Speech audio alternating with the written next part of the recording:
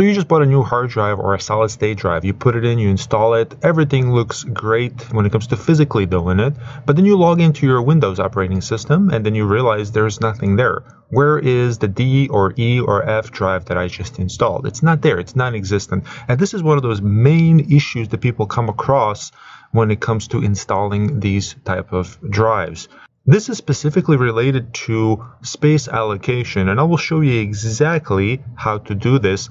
By the way, this part of it comes from my very popular video on installing M.2 drive, so I'm just going to cut into that so you guys can see how I did it when it comes to installing that part of it. I hope you enjoy it. Please share it with buddies.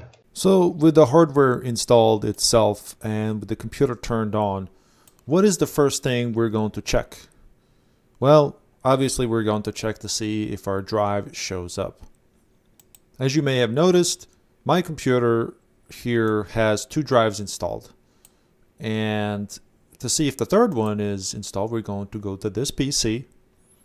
And unfortunately, our drive doesn't show up. Well, why is that? As I mentioned earlier, we will have to format the drive in order to show up. If we want to get a little bit more technical to make sure that our adapter that we've installed for our drive is installed properly, we can check that first. So let's do that real quick, and then we're going to go and format our drive and set it up properly so it actually shows up. The way you do that is through the device manager. So if you have, Windows 10, you can just type in device manager, go through that, or alternatively, you can just type in, my computer, which is old way of saying this PC on Windows 7, but it's this PC on Windows 10. So once you have that, you may have an icon on your desktop as well. You can just right click it, select properties, and then from there you can access device manager. So let's open up our device manager and see if there are any errors. We would expect to be some errors because our drive is not showing up, but they're not because everything's actually correct. We just have to do a little bit configuration.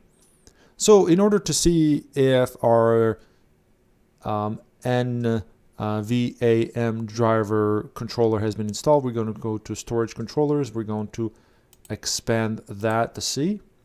And then we can, at the bottom, see that we do have indeed standard NVM Express controller installed. These other 2 are for our SATA loopback controller, storage space controller, and VHD loopback controller. We don't have to worry about that. At this point, we do want to make sure that this here is installed without any issues. This indicates to us that the adapter works perfectly. So this is all good. So now let's go format our drive so that way we can see it.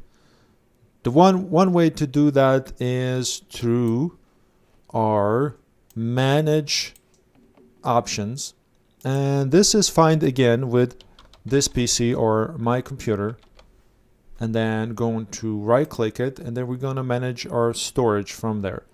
Not to confuse you, we're just going to right click on this PC, my computer, or whatever it is that you have, and then we're going to select manage, which is right here. We're going to select manage, and then we're going to look for storage, which is right here, and then we're going to look for disk management because we know that we've installed a disk, or this is an old way of saying, hard drive, but because it's actually no longer a disk. It's actually kind of funny, but this is where it's going to be. So we're going to select that, and we're going to see what happens.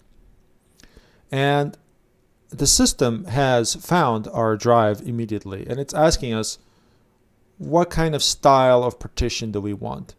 And this is where we can tell it to create a master boot record type of partition on this PCI Express M.2 slot drive. But so you can select that if you want and click OK, and then it's going to create a type of partition for a boot type of partition. For that, I will go ahead and leave it at GPT, and it's a new type of partition that is not recognized by a previous version of Windows. So Windows 7 will not have this option whatsoever. I'm going to click OK. And now we have our partition here, which hasn't been allocated. So basically what this does is we tell the computer how much of the storage we want to use.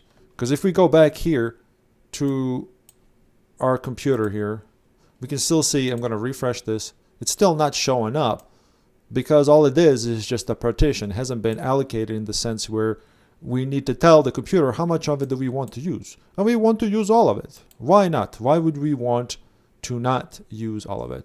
So we're going to right click it here. We know this is our drive, and we're going to select new simple volume. And this is self-explanatory.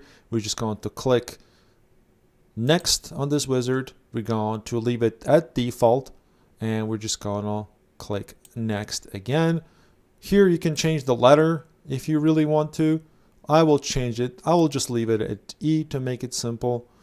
And there are other things you can do, but right now we're just installing this drive so that we can use it. If you are interested in a lot of other IT stuff or computer related stuff that go into detail about this stuff, you can certainly go through my channel. I have a lot of videos like that. Then we're going to click next, and I'm going to format it.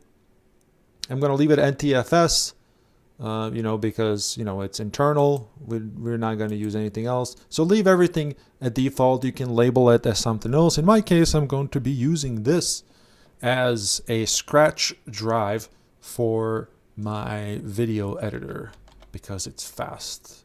Adobe Catch.